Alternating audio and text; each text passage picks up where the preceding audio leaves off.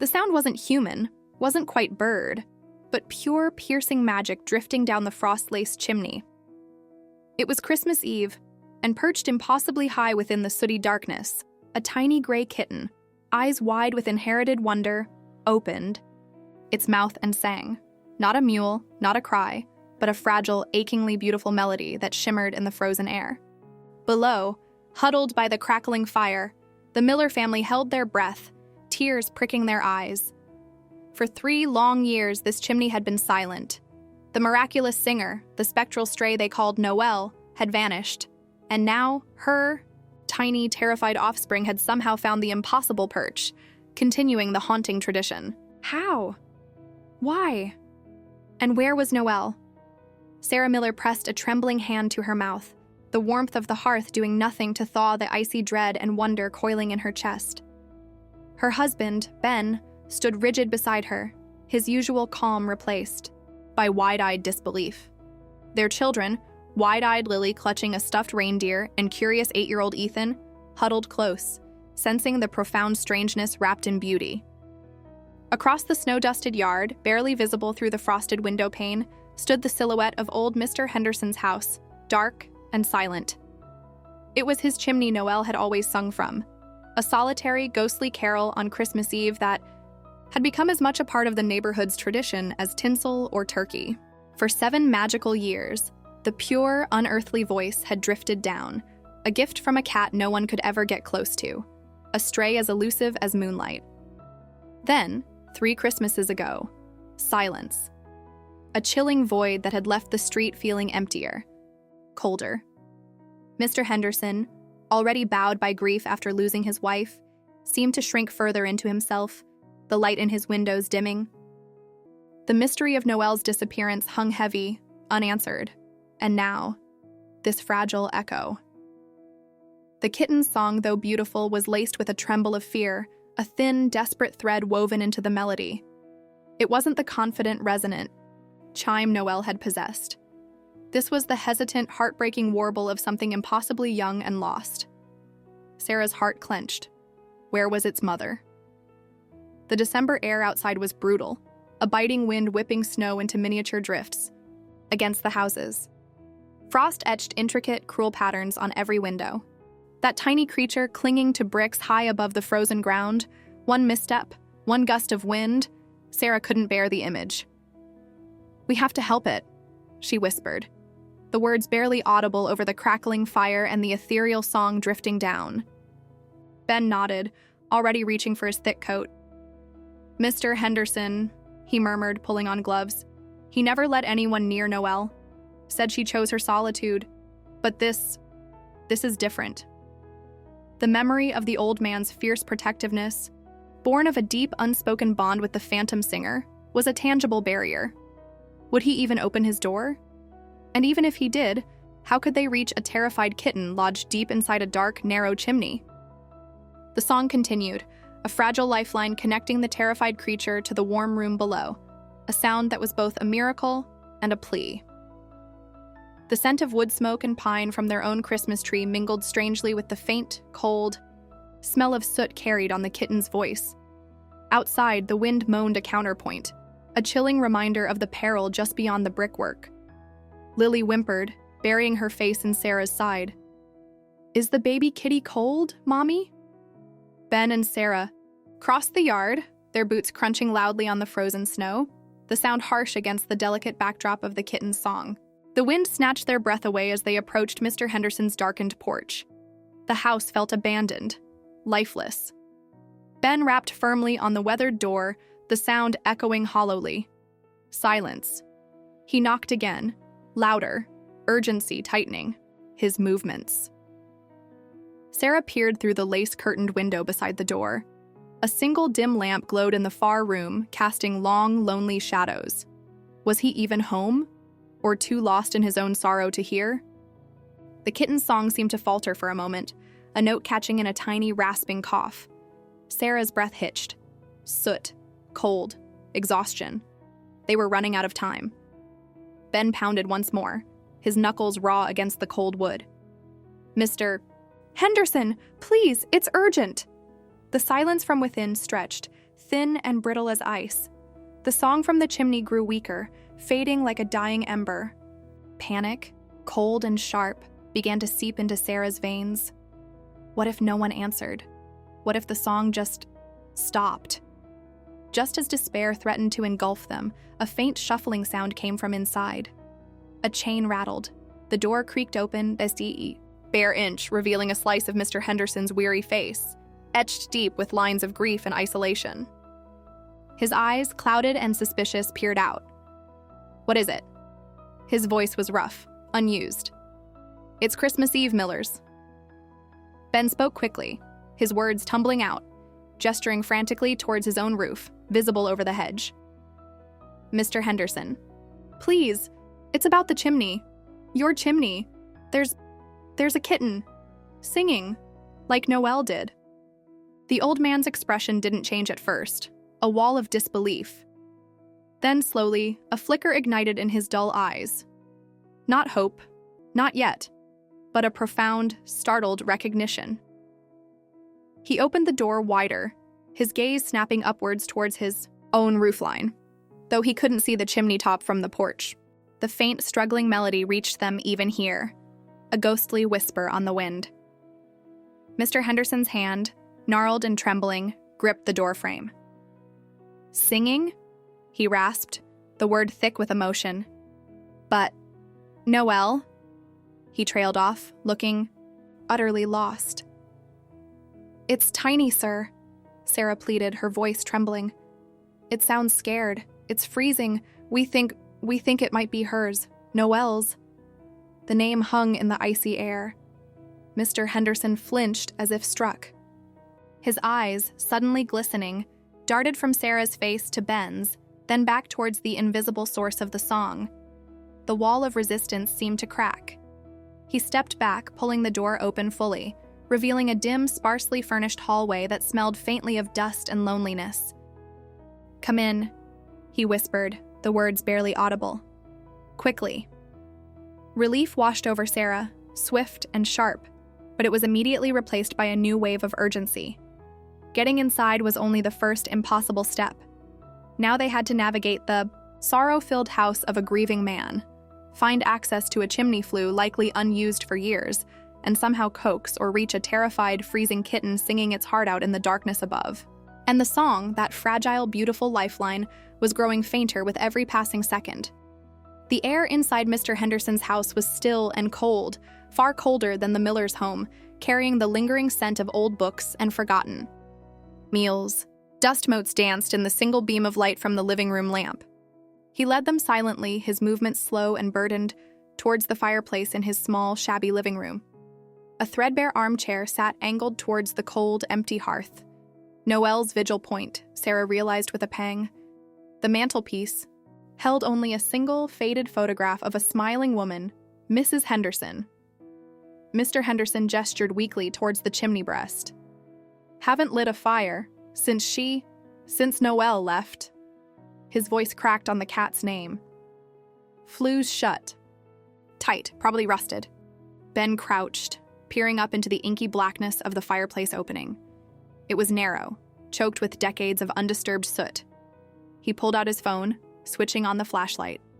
The beam cut through the gloom, illuminating a steep, constricting tunnel of rough brick, disappearing upwards into utter darkness. No sign of the kitten, only a faint, almost imperceptible tremor in the beam of light where dust motes swirled, disturbed air from far above.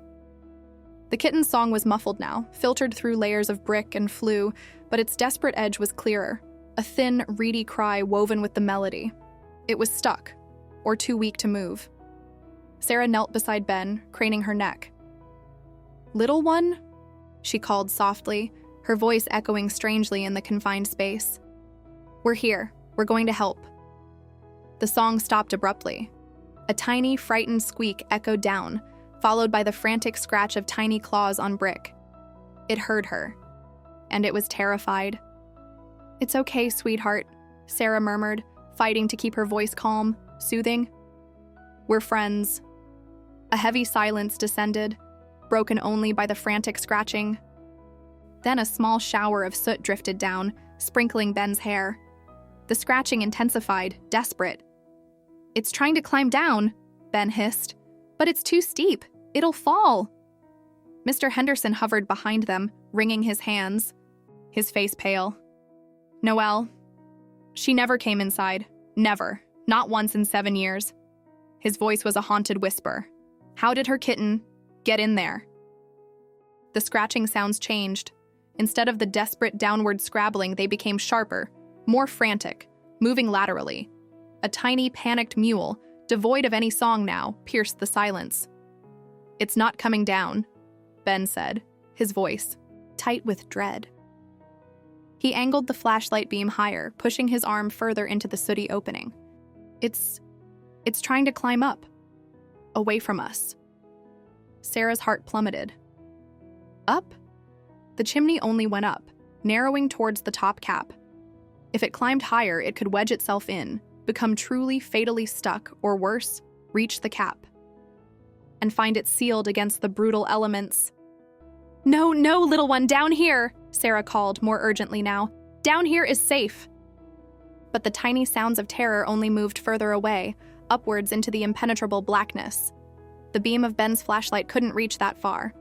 They were losing it. The fragile connection was breaking. Mr. Henderson suddenly moved, shuffling, past them with surprising speed towards a cluttered hallway closet. He rummaged inside, coughing slightly from the disturbed dust, and emerged holding a long, thin pole with a curved hook at the end, a forgotten chimney sweep's tool coated in grime. "My father's," he rasped, thrusting it towards Ben. "From before."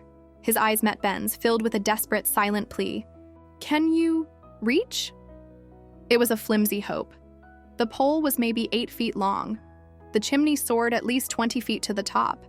And trying to hook a terrified, moving kitten in a dark, narrow shaft? The risk of hurting it, of knocking it loose, to plummet down the bricks, was terrifyingly high. Ben took the pole, his jaw set, his knuckles white. He carefully fed the hooked end up into the flue, moving it slowly, trying to gauge the distance to the frantic scratching sounds that now seemed agonizingly far above. Sarah held her breath, praying the kitten wouldn't lunge away from the strange intrusion. The hook scraped against brick. The scratching stopped. A moment of breathless silence hung in the dusty air. Then a tiny, heart-stopping sound, the soft thud of a small body losing its grip. The sound wasn't a fall, not yet. It was a sickening slide, a frantic scramble, claws desperately raking against brick, punctuated by a high-pitched shriek of pure terror. It was falling. Ben lunged, jamming the pole upwards blindly, desperately trying to find purchase to stop the tiny creature's plunge. Soot cascaded down in a thick, choking cloud, filling the fireplace opening, coating Ben's face and arms, stinging his eyes. Sarah cried out, shielding her face, coughing. "Ben, did you get it?" Mr. Henderson stood frozen, a statue of anguish. The awful scraping, sliding sound stopped. Silence. Thick, suffocating silence, broken only by the frantic pounding of 3 hearts and the howl of the wind outside, suddenly sounding much louder, much closer. Ben strained, his arm fully extended, into the flue, the pole trembling. He couldn't see, couldn't breathe properly. He felt nothing. No weight, no movement. Just cold brick and settling soot. He slowly, carefully began to withdraw the pole, inch by agonizing inch. The hooked end emerged from the swirling soot, empty. Sarah's hand flew to her mouth, a sob catching in her throat. Mr. Henderson made a small, wounded sound. Had it fallen past the hook? Had it hit the bottom of the shaft somewhere below? Hidden in the darkness? Or was it still clinging, paralyzed with fear, somewhere in the treacherous heights? Ben shone his flashlight beam upwards again, sweeping it frantically through the falling curtain of soot. Nothing. No movement, no sound. The chimney was silent once more. The fragile song, the frantic scratches, the tiny cries, all gone. Swallowed by the cold, dark, ancient brick. The only sound was the relentless wind battering the house, a grim reminder of the deadly cold waiting just beyond the thin barrier of the roof. The kitten was lost. Somewhere in that pitch-black, vertical labyrinth, it was alone, terrified, freezing, and utterly beyond their reach. The miracle had turned into a nightmare. Christmas Eve's fragile hope lay shattered in the settling soot at their feet. The silence in Mr. Henderson's dusty living room was absolute, heavier than the soot coating Ben's face and arms. Sarah's choked sob echoed in the void left by the kitten's terrified shriek and the sickening slide. Ben remained frozen, arm deep in the flue, the useless hook dangling. The flashlight beam cut a futile path through the swirling black particles, revealing nothing but ancient brick and emptiness. Mr. Henderson stood rigid, his face ashen, eyes wide with a mirrored terror. The wind outside seemed to mock them, howling against the eaves. Had it fallen all the way? Was it lying broken and still in the unseen depths? Or clinging, silently dying, somewhere in the cold, dark shaft? The fragile miracle of the song had shattered into unbearable silence. "Move!" Sarah gasped, urgency overriding her fear. She pushed past Ben, dropping to her knees, ignoring the grime. She thrust her own arm, slender and bare, deep into the fireplace opening, straining upwards into the choking darkness. "Please! Little one, make a sound. Just one little sound." Her voice cracked with desperation. Ben snapped back, wiping soot from his stinging eyes. He grabbed the flashlight, angling it desperately down the flue, past the opening, trying to illuminate the bottom of the shaft where it met the firebox. "Look, down there. See anything?" Soot drifted like malevolent snow. Then a movement. A tiny, almost imperceptible shifting in the deepest shadows at the very back, where the bricks curved. Not a fall to the hearth, but a desperate slide sideways, into a crevice or a pile of debris. A faint, ragged gasp, more a whimper than a mule, reached them. Alive. Relief was instantaneous and agonizingly short-lived. The sound was weak, terrifyingly weak, and it was below the fireplace opening, tucked into an impossibly narrow, inaccessible space behind the fireback. "It's stuck," Ben breathed, his voice raw. "Trapped behind the bricks." Mr. Henderson finally stirred, shuffling closer, his eyes fixed on the dark corner where the whimper had come from. "The old coal chute," he rasped, his voice thick with memory. "Sealed it up, decades ago, but there's a space behind." Hope flared again, fierce and desperate. An access point?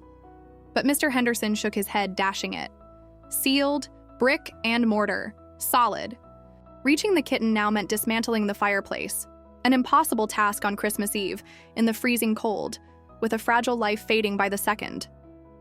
The tiny whimper came again, weaker still, a threadbare sigh. Time was a noose tightening around them all. Sarah refused to surrender.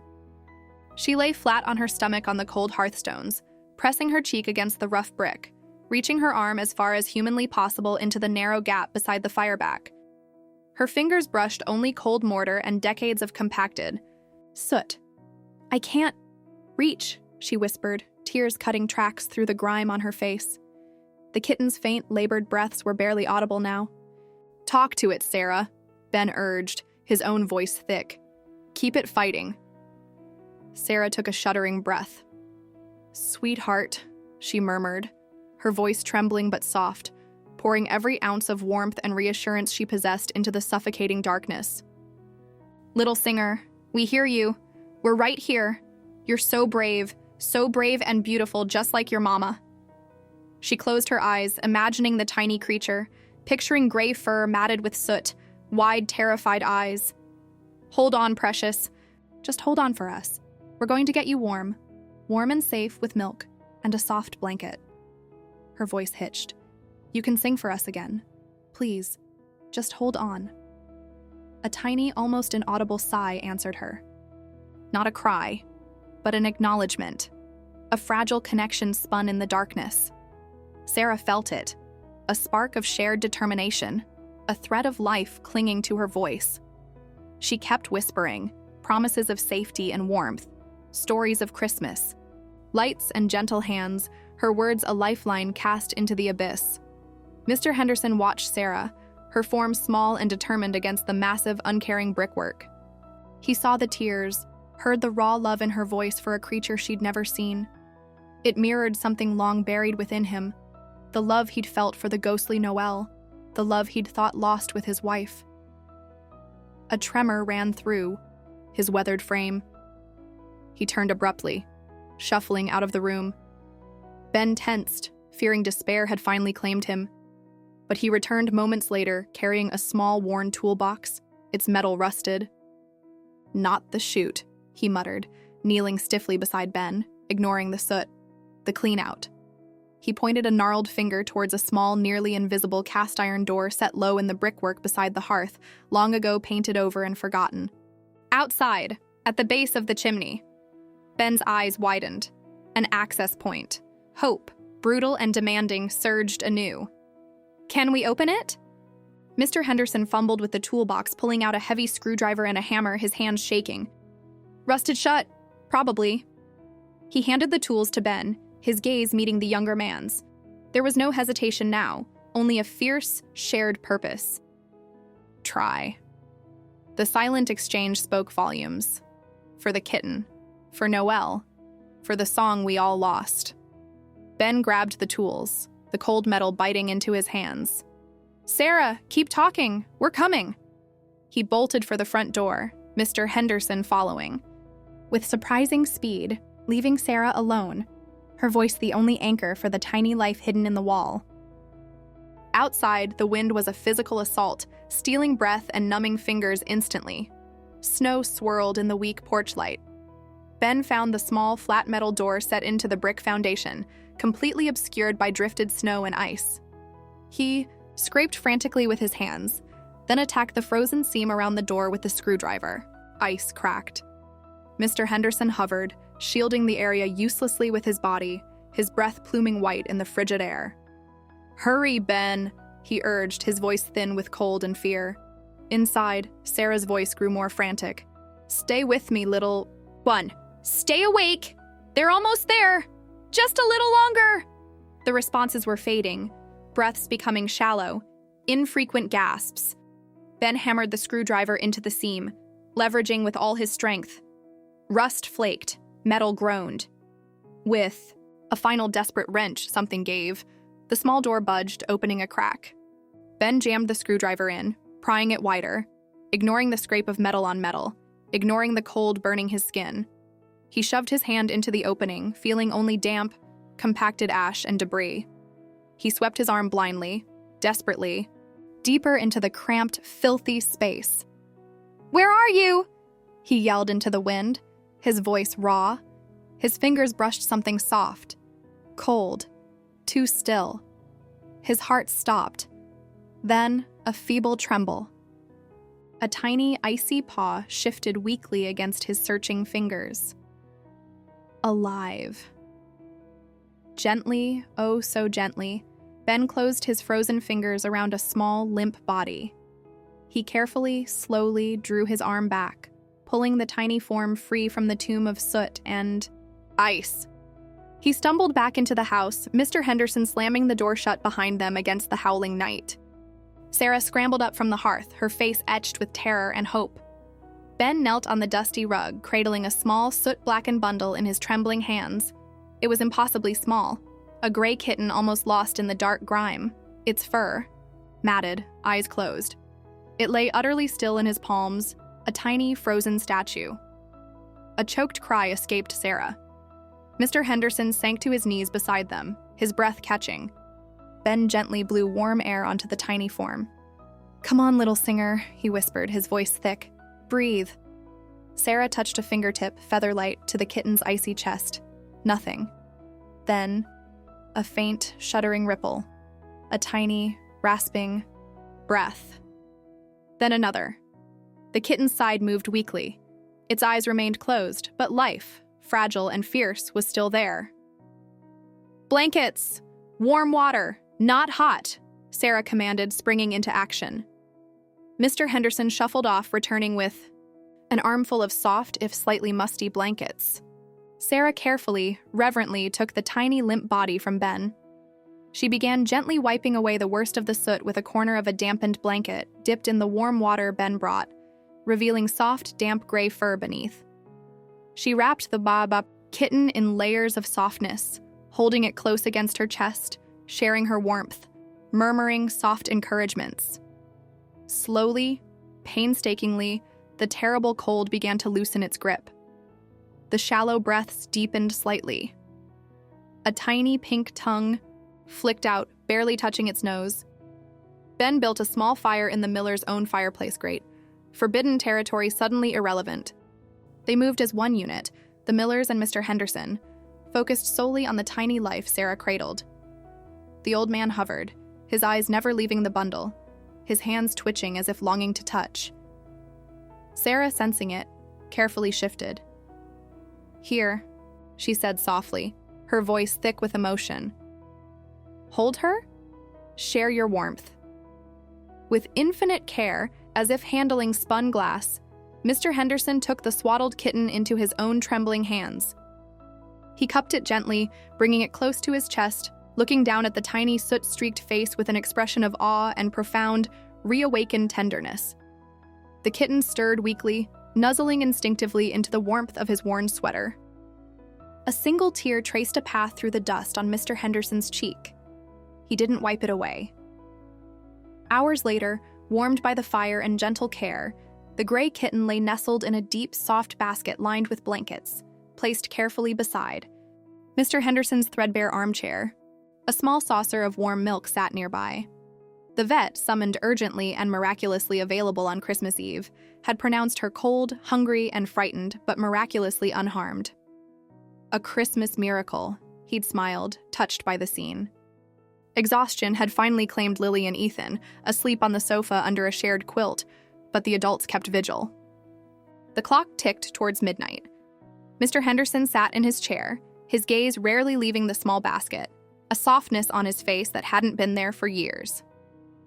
Sarah and Ben sat nearby, sipping tea, the shared ordeal forging a deep, silent bond between the neighbors. The house felt different, warmer, less empty. Then, a tiny sound. Not a cry, not a mewl, a soft, tentative hum. They all froze. The kitten had lifted her head. Her eyes, wide and clear now, a startling green like spring leaves after rain, looked around the softly lit room, at the crackling fire, at the sleeping children, at Sarah and Ben, and finally, resting on Mr. Henderson. She looked at him, held his gaze, and then she opened her tiny mouth. What emerged wasn't the piercing, magical clarity of Noel's song, nor the terrified warble from the chimney. It was a new sound, soft, hesitant, but pure. A gentle, questioning melody, like the first chime of a distant bell. It filled the quiet room, weaving through the crackle of the fire, settling over them like a benediction. It was a song of survival, a song of warmth found, a song offered directly to the old man who held her gaze, his own eyes shimmering with unshed tears. Mr. Henderson reached out a single trembling finger. The kitten paused her song, sniffed it curiously, then pushed her tiny warm head against it, a soft purr rumbling alongside the fading melody. He didn't speak. He didn't need to. He simply gathered the basket gently onto his lap, cradling it close, resting his weathered hand lightly on the tiny gray head. He looked at Sarah and Ben, a world of gratitude and newfound peace in his eyes. The unspoken question hung in the air. Sarah smiled, tears of pure joy welling. "She's home, Mr. Henderson," she whispered. "She was always meant to be here. With you." Outside, the wind still blew, and snow continued to fall, blanketing the world in silent white. But inside the small house that had known so much silence, so much grief, a new sound had taken root. Not a ghostly echo from the past, but a living, breathing promise for the future. Cradled in the arms of a man whose heart had begun to thaw, a tiny gray kitten rested, safe, warm, and deeply loved. The haunting melody of Christmas Eve hadn't vanished. It had been passed on, a fragile, precious gift. And as the first notes of Christmas Day began to chime in the distance, a new voice, soft and sure, rose to meet them, weaving a thread of pure, unexpected magic through the quiet room. The song had returned, and this time, it had found its home. The miracle wasn't just the kitten surviving the fall or the song continuing. The miracle was the quiet man by the fire, his head bowed gently over the sleeping bundle in his lap, a faint, contented smile touching his lips for the first time in years. The light was back in his windows, and curled against his heart, a tiny engine of purrs rumbled softly. A living carol, a promise kept. Noelle's legacy wasn't lost. It was curled up warm and safe right where it belonged. A new voice had begun.